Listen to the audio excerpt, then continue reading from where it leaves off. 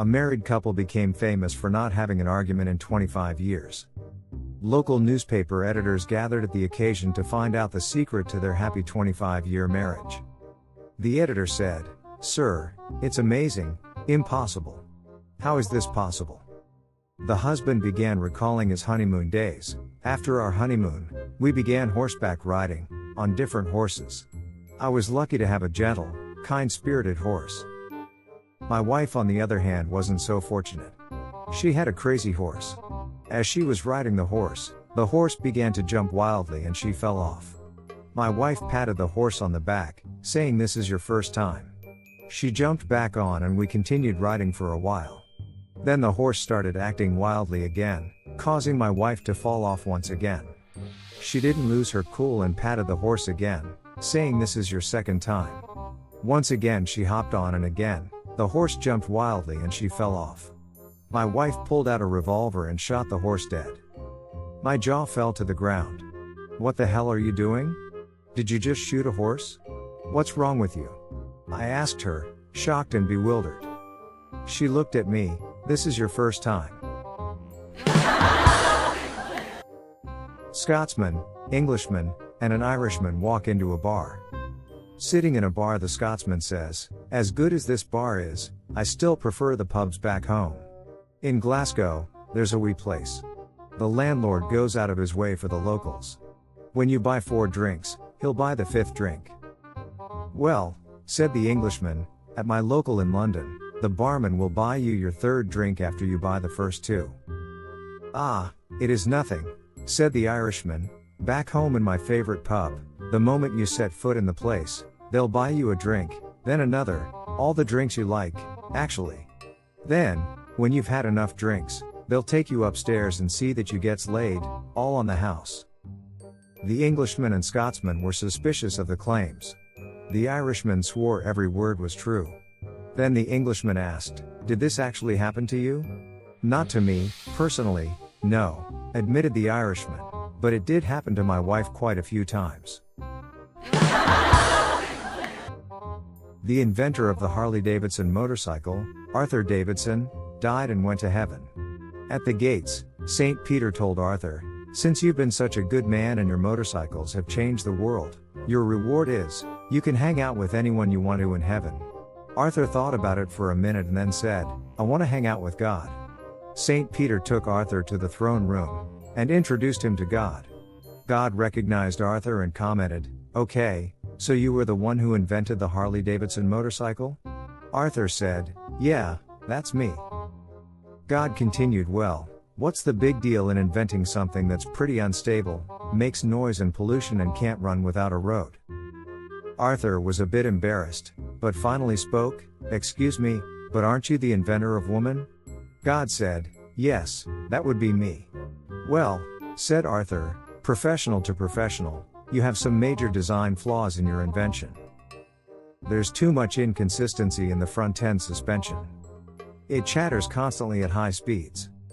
Most rear ends are too soft and wobble about too much. The intake is placed way too close to the exhaust. The maintenance costs are outrageous." You may have some good points there," replied God. "Hold on." God went to his celestial supercomputer, typed in a few words and waited for the results. The computer printed out a slip of paper and God read it. "Well, it may be true that my invention is flawed," God said to Arthur, "but according to these numbers, more men are riding my invention than yours." A guy goes to Las Vegas to gamble and he loses all his money. He doesn't even have enough for a cab, but he flagged one down anyway. He explained to the driver that he would pay him back next time and gave him his phone number, but the driver told him, "Get the fuck out of my cab." He walked all the way to the airport and got home. Some time rolls by and he decides to go back to Vegas again, and this time he wins big. He gets his bags and is ready for the airport with all his new winnings. There are a line of cabs and at the very end he sees the driver from last time that kicked him out. He stood for a moment thinking, how can he get his revenge on that driver? So, he gets in the first cab. "How much is it to the airport?" he asks. The driver says, $15. Great, how much is it for a blowjob on the way there? The cab driver says, get the fuck out of my cab. So he goes to the next one and asks the same thing. How much to airport?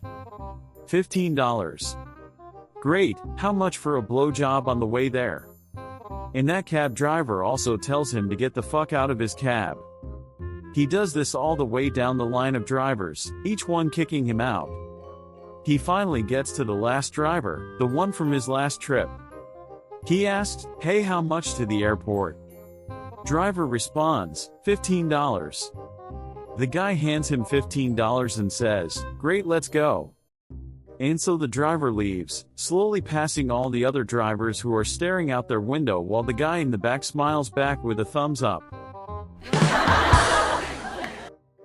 The shogun's fiancée has disappeared, and one of his samurais gives him a letter found in her room. Forget your bride and marry me. Send me a sign tomorrow, or I'll turn her into a frog. Sorceress of the mountain, says the letter.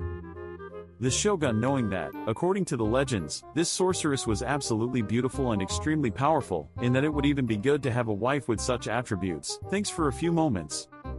But he decides to recover his bride, especially because his honor is in check. This kidnapping would create a scandal in the empire, and after all, his bride is attractive enough to him, and so he walks around the palace looking for someone who can discreetly help with this situation.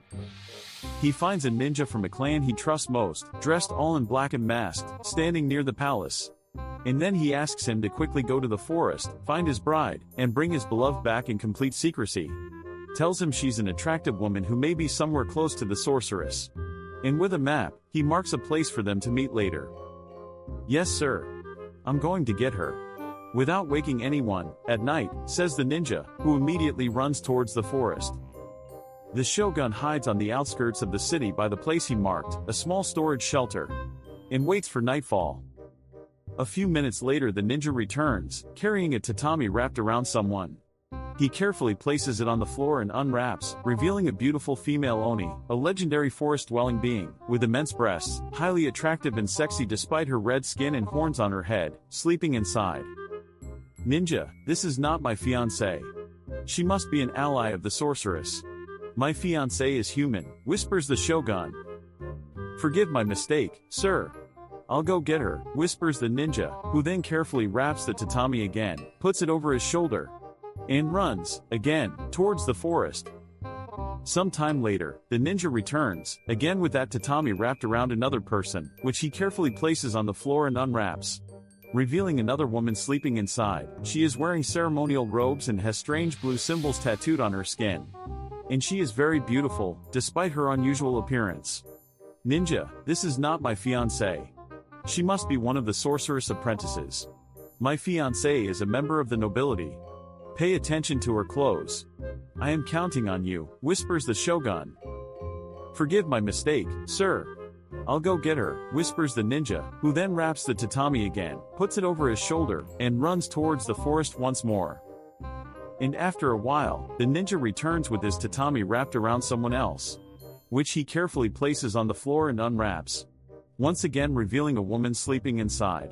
She is wearing noble clothes and is quite attractive, but much older than the shogun. Ninja, that's not my fiancée. She's my fiancée's mother, screams the shogun in absolute surprise. He then notices he has screwed up, becomes very nervous thinking about the consequences, feels sick, passes out and falls to the floor making a loud noise. The woman on the tatami then opens her eyes, stares at the shogun, and asks, "Daughter, don't you think you've gone too far?" Mom. I just wanted to be absolutely sure that he wouldn't accept any other woman in my place," replies the ninja. My friends, if you want to watch other funny jokes, subscribe to the channel.